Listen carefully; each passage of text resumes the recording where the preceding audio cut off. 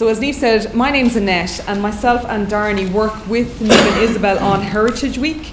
Darnie's going to talk about PR for Heritage Week later on, and I work with Niamh on the marketing side of things. So we've been talking a lot about developing new audiences for Heritage Week, and we just thought we'd fill you in on the kind of audiences that the Heritage Council are interested in reaching, and hopefully they cross over with some of what you guys are doing, and also just, some initial thoughts on how we might reach out to those new audiences. I know Isabel kind of gave the high level stuff, but we're just going to look a little bit more about who comes to Heritage Week, who might we like to come, who isn't coming already, and how we might attract them to come along. So who comes? Right, you got some of the stats from Isabel. I've pulled out some of the ones that I suppose were particularly of interest to us. 70% are women from our studies last year. And this is really interesting because Isabel said when the Heritage Council took over Heritage Week in 2006, it was the exact opposite. It was nearly 70% men. So where are the men? Now we know that women are more likely to fill out a survey. But even taking into account that I suppose there was a bit of a kind of a predisposition for women to fill out our survey, it still seems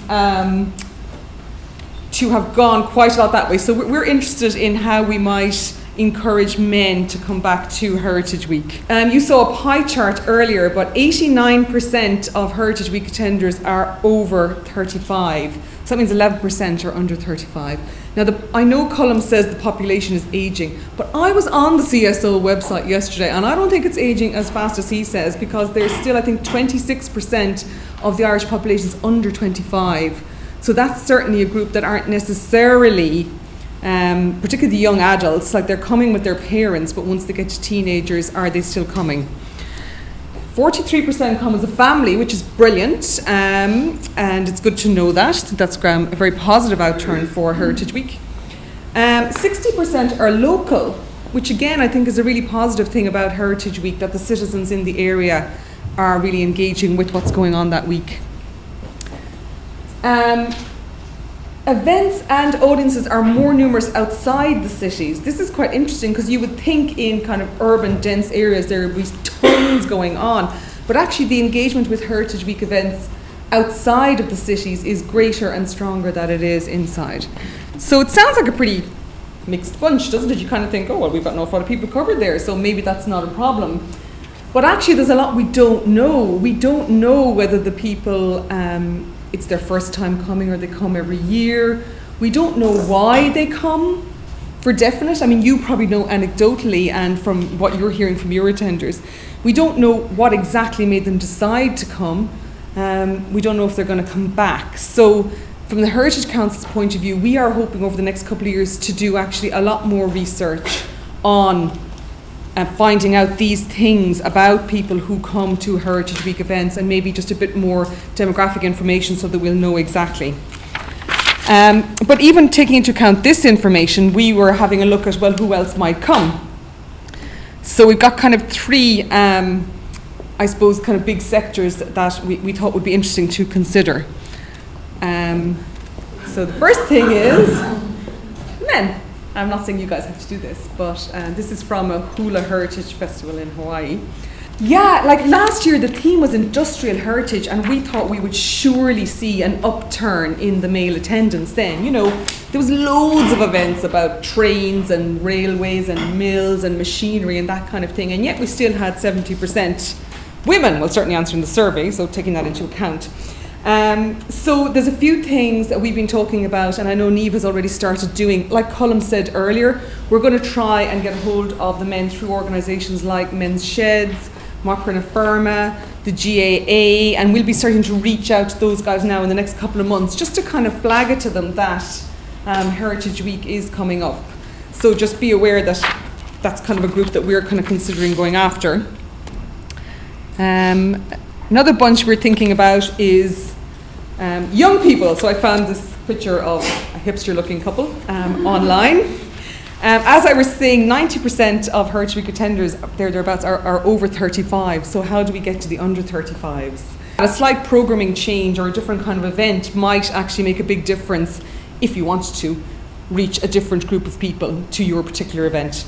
And again, we're looking at, in our promotion of Heritage Week, particularly in Dublin, at maybe kind of just repositioning how we call the events. Niamh has used the hashtag Urban Explorer, and it got a huge response on social media to something she put up that was, a metropolitan story, a metropolitan heritage story. So we're thinking we might try and do something like that, because those people do come out, they go to stuff, so why wouldn't they go to Heritage Week? Another one to consider. The other group we're looking at is young people, in inverted commas, which is a phrase I hate, because not all young people are the same, no more than any old people are all the same. But demographically, how do you make things a bit more attractive to, say, teenagers? Because there is research that says at about age 9 is when the decision for what a child does flips over from being the parental decision to being their decision. So like if you want to get to families with children under 10, it's generally the mother, to be honest, that is the decision maker, or certainly the parents in what that family do. But once they get to 10, the kids are kind of deciding themselves. They will tell you, no, I don't want to do that. So like, how do you get to teenagers or young adults if you wanted to? So again, a lot of this might be to do with active activities, as you can see here. Outdoorsy stuff that's very sporty, that you can see the physical aspect, doing, running, that kind of thing. Also the time of day has a difference. Like young adults and older teenagers might be really interested in, a spooky tour, or something that takes place at a time where they can go with their group of friends, like the early evening, for example. So that's just something, again, to consider in your programming. I know in Dublin, somebody spoke in Dublin and she was saying, you get caught up in all kind of the event management stuff. You can get caught up in the insurance and the timetabling and the finance and the budget. But I think we can't forget about the fun aspect of when you're actually coming up with the ideas of what to put on. And I think it was Mary Weir spoke at Dublin. She was like, that's the opportunity for you as a group to go wild with your thinking and come up with some great ideas. So I pulled out a few things that I thought might be totally wacky but kind of inspirational. This is a photo. It was actually from Dublin Dance Festival a couple of years ago. It was a French dance company, but what they do is they come in and they recruit all local young people, and then they teach them how to do this. And what they do is then you buy tickets to go on a tour, but these guys run ahead of you and they create sculptures all around the city ahead of you. So you come up to look at a building and there's crazy live sculptures in front of you. And it's just a really amazing way to, loads of people who did it in Dublin said, wow, I found myself looking at parts of the city that I'd never even noticed before, and now I have a whole different sense of them. And this was another thing, again, I did some work on Open House Dublin, and this was an event a couple of years ago where 2 architecture graduates did a tour of the senses of Dublin City Hall. So you were licking tiles and smelling stone and going into dark rooms and things like that. So just again, a really quirky and interesting take on something that might seem quite straightforward, and then it was hugely attractive to a whole bunch of new people. And great for press coverage too, isn't that right, Darnie? All those kind of, anything you can think of that's a bit quirky and a bit different. The other group that we're thinking, and this I totally was nodding when Colin was talking about this, recently retired revolution, as he's saying, like people in Florida and California, although we need better coats and umbrellas, he said, these are the people who have energy, have skill, have experience. I think those people are amazing because they have tons of experience. But even if the people who aren't the organisers, because we all know there's people in every community who are the organisers, but there are people who can enjoy and really kind of, maybe for the first time, get involved in experiencing their own locality, like Killian was saying, or what's going on around them, and they have a bit of time. So again, Niamh and I have been talking about this, and we're going to start from Heritage Week's point of view to reach out to organisations like Active Retirement and like, again, Mochran Firmas, a lot of rural, older organisations, tidy towns committees, that kind of thing, where we know Muintir na Tíre, where people are involved and where we can, I suppose, point information about Heritage Week towards those groups and hope that people are interested enough who will want to pick it up.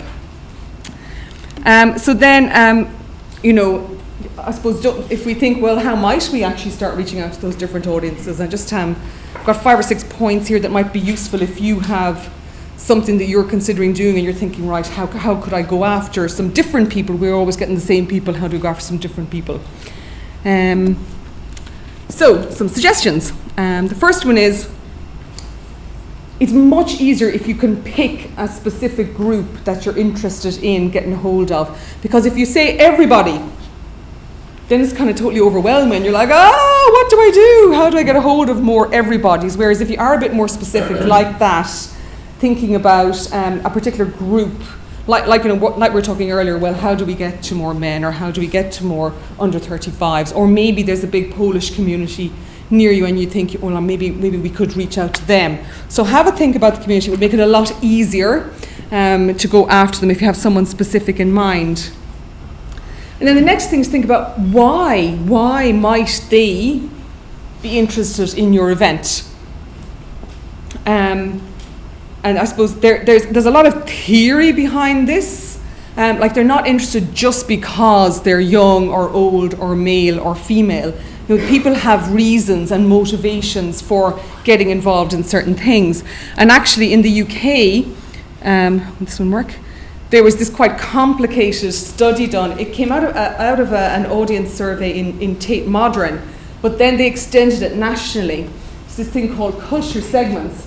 So these guys, if you look up this Morris Hargreaves McIntyre website, I mean, it's really interesting for audience nerds like me. I love this information. But they basically said that there's 8 reasons why people get involved in arts, heritage, or cultural activities. Some people go because they want to learn. It's like an intellectual stimulation. They want to know more. They want to be informed. Some people want to, like in Tate, they said there was some people who went on and they read the little tags beside the paintings. They read them really closely. And some people, you know, want to be kind of a spiritual awakening. So they want to kind of be, you know, the Monet is so beautiful, I'm feeling all zen about it. And then some people just wanted the social aspect. So they wanted to go and have lunch in the cafe in Tate. They mightn't see any painting, but they just wanted to be in the environment. So it's really interesting. If you have a sense of what motivates people, then that'll help you in trying to work out, you know, how you might get to them. So then, once you've kind of got a sense of who they are and what might motivate them, maybe you could go to where they are. There was Theatre Royal were commissioning a new opera. Okay, sounds weird, a contemporary opera. So a local composer, contemporary opera, and they were like, oh my God, how are we going to fill the house with this, basically, because it's pretty niche. And so what they did was, one of the musicians and one of the singers, they went out and visited a whole bunch of local groups. They visited the Scouts, they visited active retirement groups, they picked a whole bunch of people in Waterford, went in, spoke about the opera, the kind of story of it, and sang something. And they got and then they offered a group discount to any one of those organisations who wanted to come. Got a huge take-up coming from them. So I suppose, think about, you know, how could you put yourself in their path? There was another thing my sister was involved with at home where they renovated, the local leader group renovated a riverside walk. And they said, you know, the older people in the community had gotten really stuck in, but they couldn't seem to get to the teenagers. So they approached the local Feroigan youth clubs and said, we want to do a Halloween walk. Do you want to get involved? And then all the teenagers got involved with decorating the route and dressing up as witches at certain points along the walk and telling stories and this kind of thing. So they had a huge buy-in then from that particular age group that they were trying to reach. Now, I did have, just again, a little bit of inspiration. The TATE are brilliant at this. The TATE did this thing recently where they decided, well, an audience we want to reach is people who don't come to the gallery. So they developed this thing, this app. Keep going here to find it. It's called the Magic TATE Ball. So if you go onto it on your phone, it looks like this. It's like a magic 8 ball, you know what that is? And you shake it. And it takes into account what day it is, what time it is, what the weather's like, and where you are. And it sends you an artwork from the TATE collection. But they tell you why then. They give you a little reason. So, it's a cloudy day, so we thought you'd like to slice through the clouds and let the sun back in. Isn't that lovely? So there you are, and you're going, oh, I've seen a work of art from the TATE, and I wasn't even at the TATE. So, just people come up with amazing ideas. I'm not saying you have to do that, but, a little bit of inspiration. Yeah, this is a biggie. I remember working with an organisation that were trying to reach, they were doing arts events for, the very young children, so kind of under 2s, certainly under 3s. And they were timetabling all their events, and they had a whole load of them on at 12 noon. And I was going, no. You cannot attempt to do something for 2 or 3 year olds at 12 noon. And of course, no one had children. They're going, why not? Oh, no. They're either going to be asleep or starving or just about to be fed. Have a think. Consider. You have to really think, okay, what are the concerns of the people I'm trying to get to? Because otherwise you'll stymie yourself from the start. And again, this ties in with, things on it early evening for teenagers, where they have kind of a freedom to do what they want. Now this is really important for first timers. You see, you guys get involved in events and you're really familiar with the place that you're holding the event, and of course you know everybody because they're your gang and they're on your committee. But for somebody who's thinking of coming to that event for the very first time, who maybe doesn't know anything about it, it can be really scary. An analogy I often use is a betting shop. But I remember as maybe a 16 or 17 year old, my dad sending me in to put a bet on for the Grand National. And you walk in, you walk in the door of a betting shop and you're standing there going, what do I do? There are these possibly 2 to 3 women behind a glass, there's televisions on and there's guys and there's bits of paper, and you're there going, there's no instructions. Nobody's telling me, who do I go to first? Is there anyone I can even ask? What am I supposed to do? Am I supposed to pick up one of the pens? That is what any first-time attender at your event, that is how they feel. So just consider that if you are looking at first-time attenders. Really good signage is so important. If it's something maybe that's in a roadway, you might want to consider having somebody actually, halfway along the road saying, yeah, you're on the right road, yeah, keep going and go down there and turn right. Tons of signage and as much information as possible. Anything you can do that if you imagine walking into a place for the first time, what kind of help might you need? And that's a really brilliant way of encouraging first-time attenders, because then they'll go, wow, that was really great and really easy and I must do that kind of thing again. And then my last tip is appreciate your regulars. And again, I think it's really important. I bet you know a lot of the people that come to your events, maybe you know them by name, or you have a little chat with them and you find out they're from the same town as your mother, and who do you know, such and such person, all that kind of thing. And Irish people do that quite naturally. So I suppose it's really, really nice to, if you can, we kind of forget it, but that's actually really warm and welcoming, not just for the regular attendants who come all the time, but also for the first timers to see that kind of lovely reaction coming from you guys as organisers to people that are coming to your event on a regular basis, and it gives a really nice sense for new audiences. So that's me actually. That's when we were talking about new audiences, those kind of the things we wanted to get across. Brilliant. Thanks, Annette.